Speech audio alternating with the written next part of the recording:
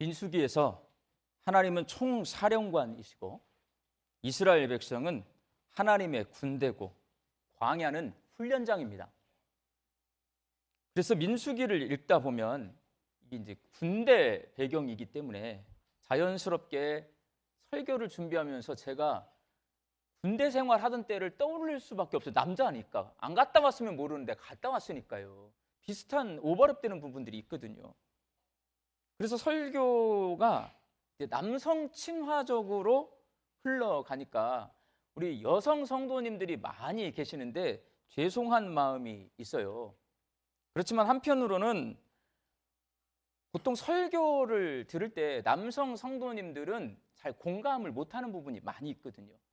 그런데 그런 남성 성도님들이 공감하는 설교를 할 수 있어서 한편으로는 참 좋습니다. 그러니까 민수기 설교할 때 남성들이 가장 저를 열심히 쳐다보시는 것 같아요. 광야에서 이스라엘 백성들은 야전에서 텐트 치고 생활했습니다. 군대에서 유격 훈련이나 야외에서 훈련을 받을 때 야전에 텐트를 치고 생활하는 거랑 똑같다고 생각하시면 됩니다. 이때 가장 큰 문제, 먹는 문제예요. 항상 군대도요, 먹고 자는 것이 문제입니다. 야전에서 훈련 받을 때 거기서 밥을 못 해 먹으니까 보통 부대에서 밥을 해가지고 부식차라고 해요. 부식차에 실어서 훈련장으로 가져오면 그 부식차 앞으로 가서 배급을 받아요. 군대 단위로 반합이라고 하는 군인들의 밥그릇입니다. 그 반합을 가지고 가서 배급을 받는데 여러분 질서정연하게 배급을 받을까요? 난리가 날까요? 그럴 것 같죠? 야전에서 그렇지 않아요. 거기서 누가 더 빠르게 누가 더 먼저 앞에 서는가 이게 되게 중요해요. 그래서 그 밥때가 되면 막 달려가가지고 그 앞에가 막 아수라장이 됩니다. 그 밥 탈 때 참 어려웠던 기억이 있어요. 왜냐면 제가 힘이 세 보여요, 약해 보여요? 네. 그러니까 이게 계속 뒤로 밀리거든요. 근데 제가 밥을 타가지고 갖고 가서 고참한테 먹여야 되는데 이게 늦게 가면 고참한테 혼나요. 오늘 본문 말씀은 야전에서 생활하고 있는 이스라엘 백성의 이 먹는 문제와 관련이 있습니다. 민수기 15장은 광야에서 가나안 땅으로 들어가는 입구인 가데스 바네아라라는 곳을 지리적 배경으로 하고 있습니다. 이 가데스 바네아는 크게 세 가지 기억할 수밖에 없어요. 12명의 정탐꾼이 이 가데스 바네아에서 가나안 땅으로 정탐하러 들어간 곳이에요. 정탐한 후에 12명 중 10명이 우리는 메뚜기와 같고 가나안 땅에 있는 사람들은 거인과 같은 사람들이다 라는 그런 보고를 한 후에 이스라엘 백성들이 그 보고를 듣고 하나님을 원망하다가 가나안 땅에 들어가지 못하게 된 곳이 바로 가데스 바네아입니다. 38년 동안 너희들 나한테 복종훈련 받아야 돼. 이렇게 하나님 앞에 복종훈련 명령받은 곳 가나안 땅, 이 가데스 바네아예요. 이런 배경에서 오늘 말씀 속 사건이 일어납니다. 오늘 보면 32절 말씀을 함께 읽겠습니다. 이스라엘 자손이 광야에 거류할 때에 안식일에 어떤 사람이 나무하는 것을 발견한지라. 여기서 광야는 가데스 바네아 근처를 말합니다. 아직 가데스 바네아 근처에 머물러 있을 때 이스라엘 백성 가운데 한 사람이 안식일에 나무를 하다가 발각이 되어서 모세와 아론과 온 이스라엘 회중 앞으로 잡혀왔습니다. 이 사람이 붙잡혀 온 이유, 안식일 규례를 어겼기 때문이에요. 출애굽기 31장 14절 말씀을 함께 읽겠습니다. 너희는 안식일을 지킬지니 이는 너희에게 거룩한 날이 됨이니라. 그날을 더럽히는 자는 모두 죽일지며 그날에 일하는 자는 모두 그 백성 중에서 그 생명이 끊어지리라. 10계명 가운데 네 번째 계명이 안식일을 거룩하게 지키는 것이고, 안식일을 거룩하게 지키는 구체적인 방법은 안식일에 일을 하지 않는 것입니다. 만약에 이 규칙을 어기면 죽이라라고 명령하셨습니다. 여러분, 이 계명이 세게 들려요? 그냥 가볍게 들려요? 뭘 세게 들려? 전부 다 안식일날 마음대로 살면서 안식일날 우리가 막 일한다고 막 죽어요? 안 죽잖아 우리. 그러니까 이게요 와닿지 않아요 솔직히. 이 상황을 그 당시의 문화적 배경으로 들어가서 이렇게 설명을 들으면 조금 더 이해가 깊어져요. 성경을 읽다 보면 여러분 정신을 차리고 읽어요. 두려운 내용들이 많이 있습니다. 무엇인가를 잘못하면 죽어요. 제사장이 제사를 잘못 드리면 죽고, 레위인들이 성전 봉사를 하다 실수하면 죽고, 이스라엘 백성이 하나님이 명령하신 계명을 어기면 죽습니다. 이런 거예요. 예배 시간에 늦게 오면 죽어. 찬송가를 부르는데 박자를 틀리거나 음정을 틀려 죽어. 예배 시간에 설교를 듣다가 졸면 죽어. 예배 시간에 전화벨이 울려 죽어. 설교를 하는데 길게 하면 죽어. 자막이 나오잖아요. 자막 오타 많이 나오잖아 우리. 자막 오타 나오면 방송실 다 죽어. 이러면 두려워요 안 두려워요? 두렵죠 여러분. 이러면 이 예배에 살아남아 있는 사람이 거의 없을 거예요. 다 죽어. 그런 거예요. 모세와 아론과 온 회중 앞으로 붙잡혀온 이 사람, 안식일에 나무를 했는데 걸렸어요. 어떻게 돼요? 죽어야 되는 거예요. 그럼 이 사람이 왜 안식일에 죽을 줄 알고 나무를 했을까? 이유가 있는데요. 밥 먹기 위해서요. 민수기 11장 7절과 8절 말씀을 함께 읽겠습니다. 만나는 가시와 같고 모양은 진주와 같은 것이라 백성이 두루 다니며 그것을 거두어 맷돌에 갈기도 하며 절구에 찢기도 하고 가마에 삶기도 하며 과자를 만들었으니 그 맛이 기름 섞은 과자 맛 같았더라. 이 말씀은 레시피입니다. 40년 동안 광야에서 만나를 먹었잖아요. 그 만나를 어떻게 맛있게 먹을 수 있는가 레시피를 가르쳐 주고 있는 거예요. 이 말씀대로라면 만나는 가시처럼 생긴 음식 재료예요. 맷돌로 갈거나 절구에 찧어서 가루로 만들어요. 자, 가루를 반죽해서 삶아요. 뭐가 되는 거예요? 수제비 되는 겁니다, 여러분. 수제비. 이 반죽을 또 해가지고 그것을 불에 구워요. 기름 두르고 불에 구워요. 뭐예요? 부침개 해 먹는 거예요, 여러분. 만나는 삶아서 수제비로 먹거나 기름 발라가지고 구워서 부침개로 먹는 거예요, 여러분. 그럼 뭐가 필요해요? 불이 필요합니다. 만나를 요리해서 먹으려면 불이 필요해요. 이 사람 왜 나무하러 갔어요?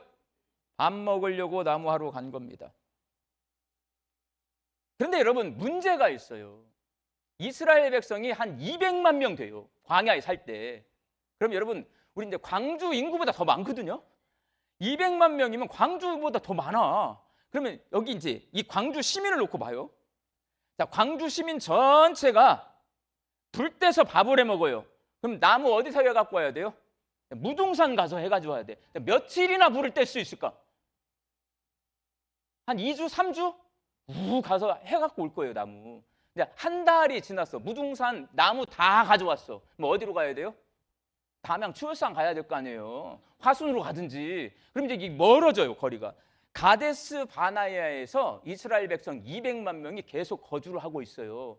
거기에서 가까이 있는 나무는 다 뗐어. 한 달, 두 달 거주하다 보니까 그럼 어디로 가야 돼요? 더 멀리 가야 돼요. 그러려면 가족 중에 건장한 남자, 아버지나 큰아들이 이 나무를 하러 갔다 와야 만나를 조리해서 먹을 수가 있는 거예요. 이 남자 나무하러 간 거예요. 자기 위해서 갔어요? 가족들 먹여 살리려고 간 거예요. 뭐 딴 거 아니에요. 먹고 살려고 간 거야. 그런데 이게 점점 멀어지다 보니까 자, 수요일 날 출발을 하면 보통 금요일 전에 목요일 날 왔어요. 그런데 이게 갔더니 없어. 나무가.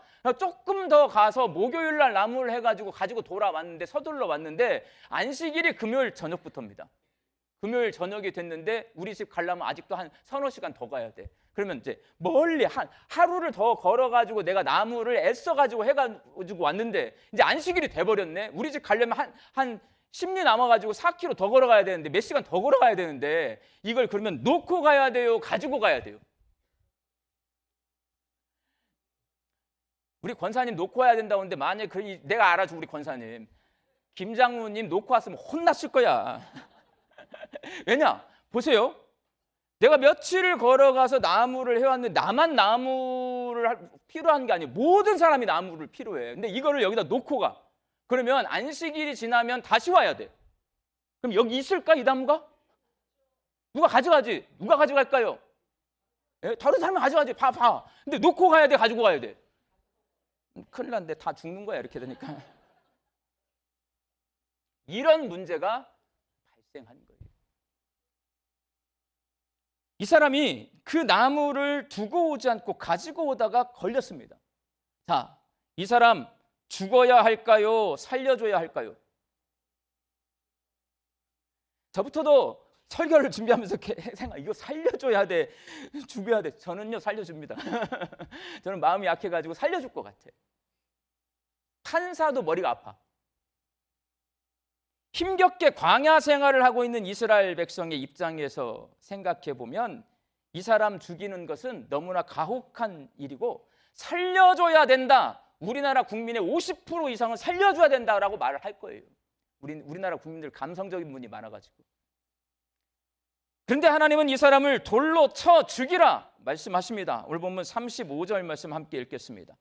여호와께서 모세에게 이르시되 그 사람을 반드시 죽일지니 온 회중이 진영 밖에서 돌로 그를 칠지니라.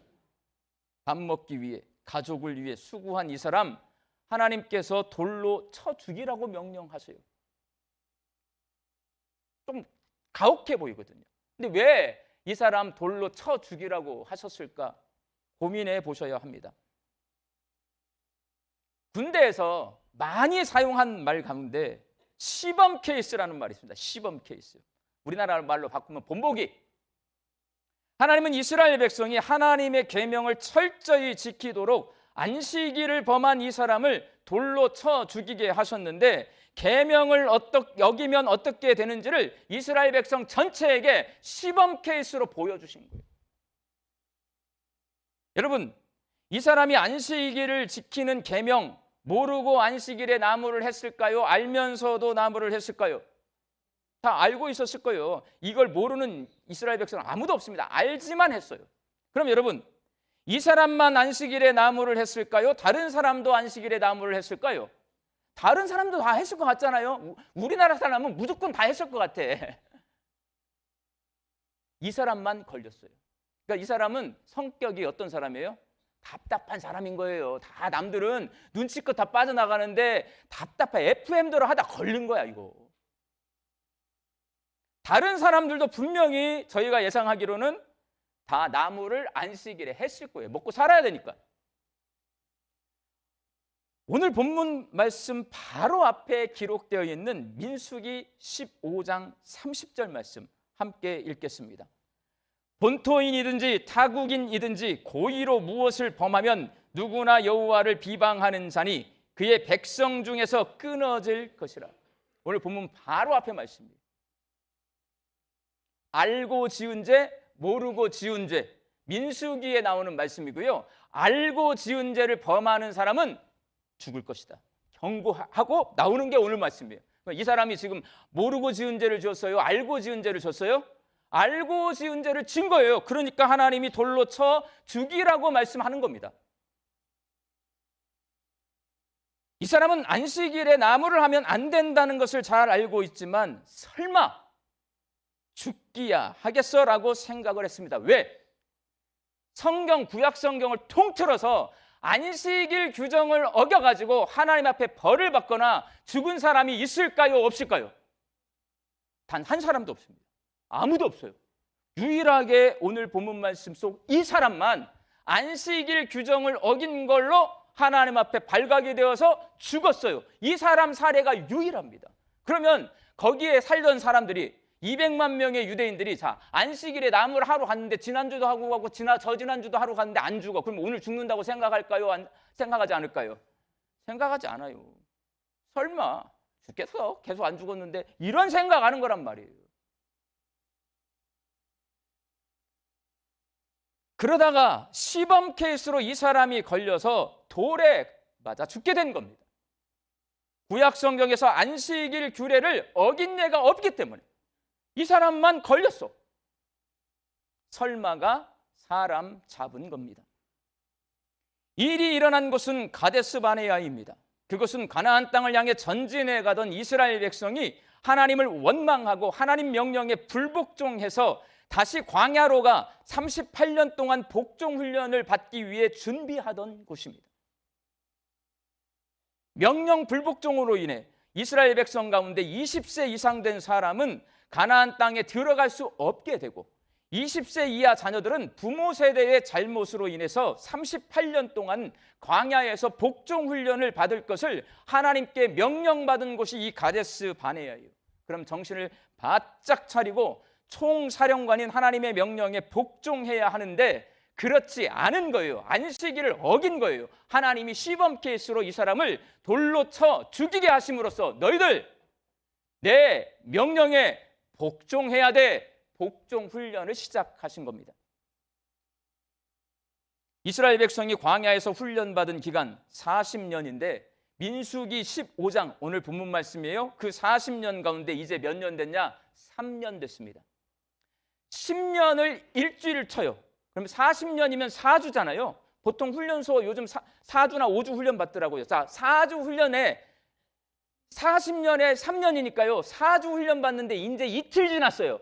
자, 이 훈련병이 전문가가 되어 있을까요? 초보자일까요? 초보자예요. 아직 훈련받은 지 얼마 되지 않아서 군인 정신이 많이 부족한 상태라 명령 불복종으로 하나님께 혼이 났음에도 불구하고 여전히 설마 죽기야 하겠어? 라고 안일하게 생각하며 하나님 명령에 불복종하는 습관이 남아 있습니다. 그래서 하나님은 안식일에 나무한 사람을 시범 케이스로 사용하셔서 본보기를 보여주십니다. 가데스 바네아에 있는 이스라엘 백성 아직 신앙의 초보자 수준입니다. 사랑광주 양림교회 성도 여러분, 시범 케이스나 본보기를 보여주면 깜짝 놀라. 그때서야 열심히 하는 성도는 신앙의 초보자입니다. 시범 케이스나 본보기를 보여주지 않아도 언제나 변함없이 신실하게 신앙생활을 하는 성도가 신앙의 전문가입니다. 초보자와 전문가의 차이는 오늘 말씀에서 얻을 수 있는 교훈. 초보자와 전문가의 차이, 설마요, 설마. 초보자는 설마 무슨 일이 일어나겠어? 설마 이 정도는 괜찮겠지? 라고 느슨하게 생각하고 중요한 규칙을 지키지 않습니다. 그러나 설마가 사람 잡습니다. 안식일에 나무하다가 걸린 이 사람처럼 설마라고 안일하게 생각하다가 목숨을 잃습니다. 전문가는 설마라는 생각을 하지 않습니다. 지켜야 할 규칙을 철저히 지키고 누가 보든 말든 성실하게 자기가 할 일을 해냅니다. 그래서 전문가에게는 시범 케이스, 본보기가 필요 없습니다. 우리 광주 양림교회 성도들이 설마라고 하는 이 안일한 생각을 하지 않고 시범 케이스가 필요 없이 하나님 앞에서 언제나 누가 보든지 안 보든지 신실하게 신앙생활하는 신앙의 전문가들이 되시기를 주님의 이름으로 축원합니다. 기도하겠습니다. 하나님, 성경에 기록되어 있는 하나님의 말씀이 우리가 반드시 지켜야 할 삶의 규칙임을 받아들이고 믿게 하여 주옵소서. 설마라는 안일한 생각을 가진 신앙의 초보 단계에서 벗어나 하나님 앞에서 신실하게 하나님의 말씀을 지키며 신앙생활을 하는 신앙의 전문가가 되게 하여 주옵소서. 예수님의 이름으로 기도하옵나이다. 아멘. 지금부터 입교 예식을 시작하도록 하겠습니다.